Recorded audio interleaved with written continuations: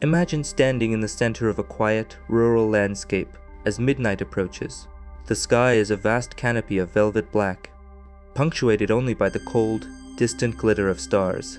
Around you, the trees of the forest stand like tall, dark sentinels, whispering secrets in a gentle, cool breeze. For hours, the night has been alive with the familiar symphony of nature, the rhythmic chirping of crickets, the soft hoot of a distant owl, and the gentle rustling of leaves. It is a peaceful, comforting scene, the very picture of rural tranquility. But then, in an instant, everything changes. A sudden, unnatural stillness drops over the landscape like a heavy wool blanket. The crickets fall instantly silent. The leaves stop their rustling. The wind dies down to an absolute calm. The air itself feels thick, charged with an invisible pressure that makes the hairs on your neck stand on end. You freeze, holding your breath, listening to the absolute void of sound. And then, you feel it. A sensation of being watched from the deep shadows of the tree line. Two glowing amber circles reflect the faint moonlight. They do not blink, they do not move. They simply stare, projecting an aura of ancient, cold intelligence. You realize you are not alone in the dark. Something is hiding just beyond the reach of the light, waiting, observing, and lingering in the mist. It is a presence that has haunted the dreams of farmers and ranchers for decades, an elusive specter of the night that leaves no trace of its coming or going, save for the chilling realization that we are never truly alone. To uncover the true origin of this legend, we must travel to the warm nights of 1995 in Puerto Rico. In the spring of that year, in the quiet, mountainous town of Orocorvis, an unsettling mystery began to unfold. A local farmer and his wife were awakened in the middle of the night by an unusual commotion in their fields. The animals, normally calm and quiet in their pens, were rustling in panic. When dawn broke, the couple discovered a scene of quiet devastation. 8 of their prized sheep lay completely motionless in the dirt. Their lives abruptly ended. There were no signs of a struggle, no muddy tracks of common wild predators, and no sounds of distress had echoed through the night. Instead, the only clues left behind were 3 precise, triangular puncture wounds in the chest area of each animal. Most chilling of all, the animals appeared to have been completely emptied of their vital fluids, as if some silent phantom had siphoned away their very life essence under the cover of darkness. The agricultural community was thrown into a state of deep anxiety. Goats, sheep, and other farm animals are highly reactive. They make noise when threatened. Yet, these events occurred in absolute silence, hinting at a predator of impossible stealth. By August of 1995, the mystery escalated into a full-scale panic as the focus shifted to the town of Canovanas. Within a matter of days, more than 150 domestic animals and pets met a similar, silent end. It was during this wave of apprehension that a prominent local figure, Silverio Perez, a well-known comedian, musician, and satirist, coined a name during a live radio broadcast. He called the unseen predator the Chupacabra, a Spanish compound translating to goat sucker. Originally intended as a light-hearted satirical remark to ease the growing public concern, the name spread like wildfire, providing a chilling linguistic label for a phantom that was rapidly becoming very real to the populace. Shortly after, the monster finally received a physical form. A local resident named Madeline Tolentino reported a terrifying face-to-face encounter with a bizarre entity outside her mother's home in Canovanas. Working alongside local researchers, she produced a highly detailed description that would define the original look of the beast. According to her testimony, the creature was bipedal, standing roughly 3 to 4 feet tall, and moved with a spring-loaded, hopping gait reminiscent of a kangaroo. Its skin was described as leathery, scaly, and a pale greenish gray, showing chameleon-like qualities that allowed it to blend seamlessly into the dense tropical foliage.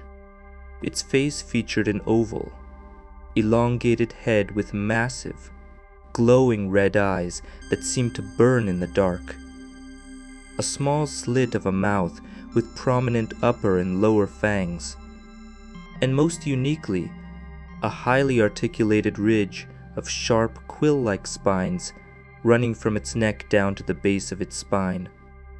This bipedal, reptilian, alien-like image captured the public imagination.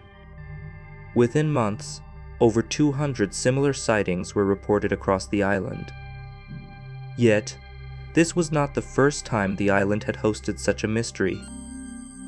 Exactly 20 years earlier, in 1975, the town of Mocha had experienced a precursor event. Numerous farm animals were found lifeless with small circular incisions, seemingly drained of their vital crimson fluids. Back then, the press dubbed the attacker El Vampiro de Mocha, or the Vampire of Mocha. While some suspected underground groups or unusual rituals, the event laid the psychological foundation for the legendary entity that would rise 2 decades later. As the mystery grew, the theories explaining the creature's origins took a turn toward the extraordinary.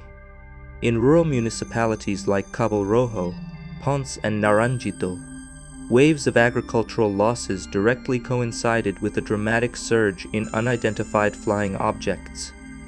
Residents frequently reported seeing luminous, pyramidal, or oval-shaped crafts gliding silently through the night sky shortly before finding their livestock lifeless. One legendary incident occurred on the 18th of November, 1995, when a massive, glowing disc, 40 feet in diameter, hovered over the radio towers of Radio Prócer in Barranquitas. The object caused widespread electromagnetic disruption, causing dials to spin wildly and even powering on an obsolete, unplugged transmitter from 1957. In another instance, a terrified witness in Canavonas claimed she saw the spined creature physically rise into the air and fly directly into a circular, glowing craft that was hovering above her car. These celestial sightings fueled the belief that the beast was of extraterrestrial origin, perhaps a biological entity left behind by visitors from another world. However, another, darker theory began to take root in the minds of the islanders, one tied to the complex geopolitical history of Puerto Rico. For decades, the island had served as an unincorporated territory of the United States, and historically, it had been utilized as a testing ground for various military and scientific endeavors. From controversial medical testing to the spraying of chemical defoliants, the local population had long harbored deep-seated anxieties about secret government activities. This history of mistrust birthed a powerful conspiracy theory. The creature was not an alien, but rather an escaped biological weapon. Theorists pointed to the dense, impenetrable canopy of the Yunque National Forest, a protected tropical rainforest in the east of the island. They claimed that deep within this mist-shrouded wilderness, hidden government facilities were conducting highly advanced genetic hybridization experiments. Proponents of this theory cited the work of a Chinese-Russian researcher named Dr. Qian Kanchen, who had reportedly developed electromagnetic systems capable of transferring the bioenergetic fields of DNA between completely different species. The conspiracy suggested that government scientists had weaponized this technology, splicing the genetic material of reptiles, primates, and bats to create an anomalous biological entity designed for stealth operations. Those who believed in this military cover-up pointed to the uncanny precision of the wounds found on the livestock. The markings were not the jagged, torn wounds left by wild dogs or big cats. Instead, they were perfectly clean, circular incisions, often arranged in a precise triangular pattern. Some forensic assessments suggested that the wounds had been cauterized at the microscopic level, preventing any external leakage of fluid, a capability far beyond any known animal on Earth. Even more puzzling were the results of a fluid sample recovered from a fence in Campo Rico, where the beast had reportedly snagged itself while fleeing. Independent laboratory testing of this mysterious liquid reportedly yielded baffling results. The genetic profile did not match any cataloged animal species on Earth. It contained abnormally high levels of magnesium, phosphorus, calcium, and potassium, alongside a completely unique ratio of proteins that left scientists scratching their heads. Word soon spread that federal authorities had secretly captured 2 live specimens, one in San Lorenzo and another deep within the Yunque rainforest, and whisked them away to the mainland in the dead of night. To suppress public anxiety and protect their classified research, the authorities were accused of running an active campaign to steer attention elsewhere, setting up alternative research groups to release absurd stories to the media, thereby discrediting anyone who reported the creature. The legend, however, could not be contained by the shores of a single island. Driven by the rise of satellite television, early internet forums, and the cultural bonds of the Latin American diaspora, the fear broke containment and began a relentless march across the mainland of the Americas. By the late 1990s, reports of livestock losses and sightings of a mysterious nocturnal predator began appearing in a vast geographical arc, from the scrublands of Mexico to the valleys of Chile, and across the agricultural regions of Argentina, Brazil, Nicaragua, and Colombia. Rural communities found themselves facing an unseen menace. Yet, as the entity traveled across different countries, a fascinating transformation occurred. The original bipedal, reptilian phantom of Puerto Rico began to fade, replaced in the public consciousness by a completely different creature, a quadrupedal, hairless, canine-like beast that stalked its prey on all fours. Lauren Coleman, the director of the International Cryptozoology Museum, noted that this dramatic shift was largely the result of a journalistic game of telephone, as news reports were translated, shared, and sensationalized across different regions. Errors and misunderstandings accumulated. Eventually, any strange-looking, hairless, or diseased predator found near a farm was immediately labeled as the legendary Chupacabra. The definitive turning point for this physical mutation occurred in the year 2000 in Nicaragua. A local rancher, frustrated by the ongoing loss of his livestock, managed to spot and wound a bizarre, hairless canine that was actively harassing his animals. A few days later, the lifeless remains of the creature were discovered in the brush. The rancher and local media immediately proclaimed that they had found the physical proof of the legend, speculating that the creature was a genetic hybrid of a wolf and a crocodile. However, when veterinary experts from the National Autonomous University of Nicaragua examined the physical remains, they delivered a far more grounded verdict. It was a common domestic dog suffering from an extremely advanced and devastating skin condition. Despite the scientific explanation, the public's image of the beast had permanently shifted. The alien-like hopping monster was gone, replaced by a skulking, hairless dog with warty skin and deep sunken eyes. This new canine model quickly spread to other parts of the world. In the mining town of Calama, Chile, where over 100 farm animals had met a mysterious end, investigations eventually showed that packs of feral dogs and misidentified native wildcats were responsible. In Argentina, government agricultural agencies investigated reports of bovine losses and proved that common foxes and native rodents were simply feeding on animals that had passed away from natural causes. The legend even crossed oceans, appearing in anecdotal reports as far away as Russia, the Philippines, and India. In India, a localized version of the legend emerged when a researcher named Dijo Thomas claimed to have documented the creature, calling it the Raktha Athika, or the consumer of life's fluid. He shared photographs of a creature that he claimed perfectly matched the original. Spiny Puerto Rican description, proving that the fear of the silent night stalker is a truly global phenomenon. As the 2000s progressed, the epicenter of the phenomenon shifted decisively to the arid brush country and vast agricultural lands of Texas. Unlike other legendary monsters like Bigfoot or the Loch Ness Monster, which exist primarily in blurry photographs and footprints, the Texan phase of this legend was unique because it produced actual, physical remains. The first major event occurred in August of 2004 in Elmendorf, a small community southeast of San Antonio.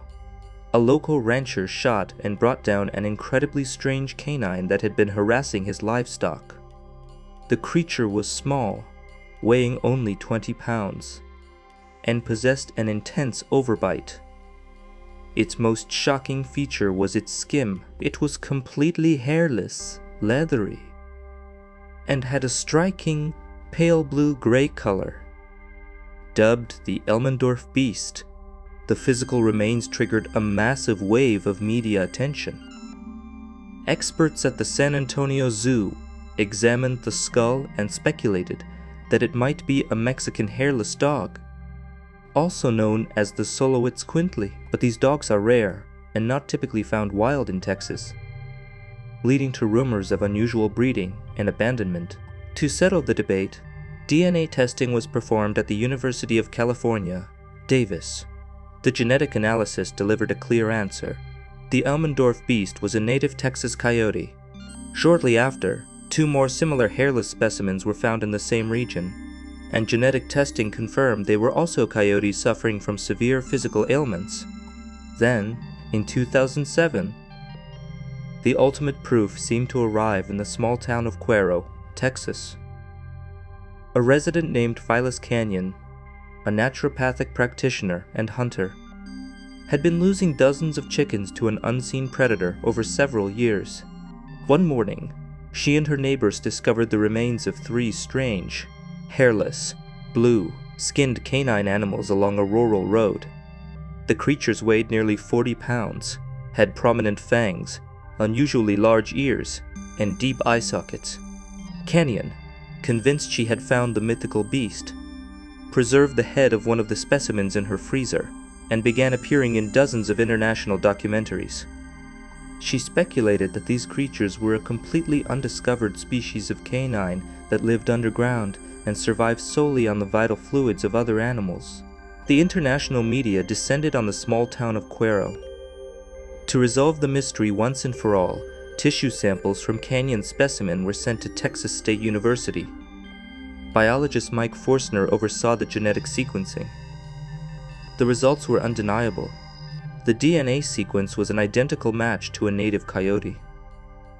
Despite the scientific consensus, the legend proved to be incredibly lucrative. The town of Cuero embraced its new identity, hosting a Chupacabra Day at the local high school and selling over 16,000 branded t-shirts worldwide. The mystery of the blue dog had transformed from an agricultural nuisance into a thriving local industry. The scientific explanation for these sightings lies in a microscopic parasite known as Sarcoptes skygae, which causes sarcoptic mange.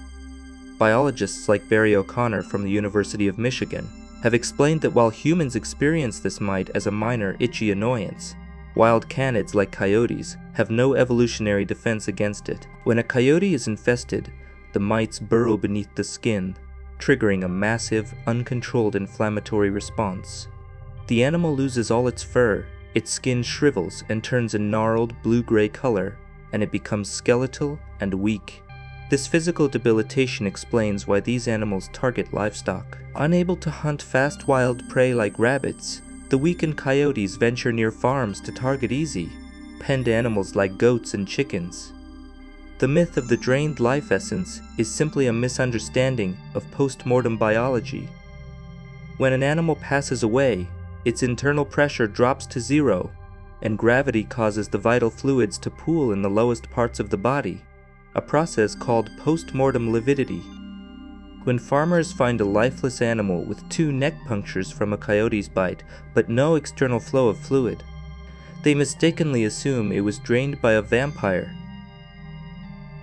Ultimately, the legend has transcended science to become a permanent icon of modern folklore.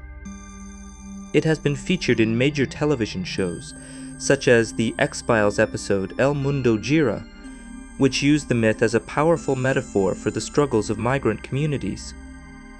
It has inspired children's films like Netflix's Chupa, horror novels, and video games. The beast endures because it serves as a mirror for our societal anxieties.